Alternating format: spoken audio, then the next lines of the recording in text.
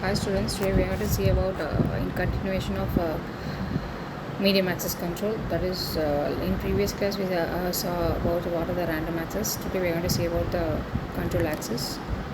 So let us see in detail.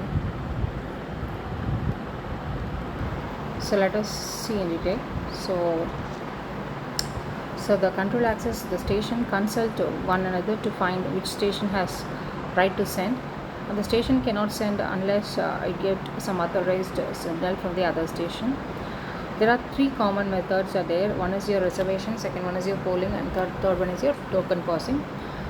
These techniques are used mainly to avoid the collisions. So next is your first one is your reservation. So here a station needs to make a reservation before sending a data. So the time is divided into intervals, and each interval's reservation frame precedes the data frames and sent in intervals. Okay. If there is an end station in a system, there is exactly n reservation mini slots in the reservation frame. So this diagram represents the slots of the reservation frame. So where the first slot is that 0050 represents the reservation frame, and second one is that second is next reservation slot before this between the data station of 1 and data station 4. So this is the example of how the data frame reservation has been occurred. Next is polling. Polling works with a topology in which one device is designated as a primary station and others are secondary station. So primary devices is an initiator of a session. So here all the data that are exchanged must be made through a primary devices. So where the primary devices control the link and the secondary devices follows the instruction. So whatever the instruction given by the primary devices, which will be followed by the secondary instruction. This is said to be your polling. So here this diagram represents how the polling occurs. So the main thing in polling is that something that the select function is used whenever the primary devices had something to send.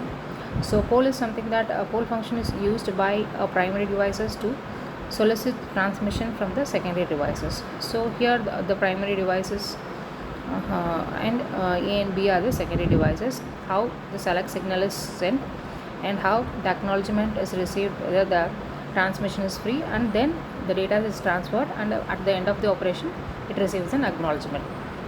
Next one is polling. So polling is where the primary transmit the data, whether the line is free to transmit to the A and B, and it received an acknowledgement, and next the data has been transmitted. Next is your token processing. So token passing is something that the station in a network has an organized logical ring. So for each station there is a preceder and a successor. So the right to the access has been passed from the preceder to the current station. So here the right will be passed to the successor when the current station has no more data to send. So the right passed by the means of special packets, that is said to be token. So here there are four types of ring. That is, the first diagram represents a physical ring, how the token has been passed, and second one is your dual ring, and third one is your bus ring, and fourth one is your star ring. Next is your channelization. There are three types of channelization here we are going to discuss. So channelization is a multiple access method in which the available bandwidth of the link is shared with respect to time, frequency, and code among the stations. So it is just similar to the multiplexing. There are three schemes of channelizations there. That is frequency division multiple access, that is FDMA. Next one is time division multiple access, that is said to be TDMA. Then last one is your code division multiple access, that is said to be your CDMA. So in frequency division multiple access, the available bandwidth is divided into frequency band, and each band is reserved for a specific station, and each station uses a band pass filter to confine the transmitter frequency. So this diagram represents how the frequency division multiple access is performed. So next is time division multiple access. So here the station has the bandwidth of the channel in time. Here each station is allotted with particular time slot during which it can send the data. So this diagram represents how the data has been transmitted in particular time interval. Next is your CDMA. CDMA is something that one channel carries all the transmission at the same time, and each is separated by a code and how the data has been transmitted from one end to another end. So this YouTube link you can watch to see the clear view how the CDMA has been processed.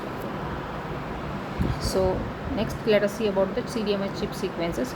Here each station is assigned a unique chip sequences, and this chip sequence are all orthogonal vectors, and inner products of any pair must be 0, and within n station the sequence must have the following properties. There are length n, and their self inner product is always n.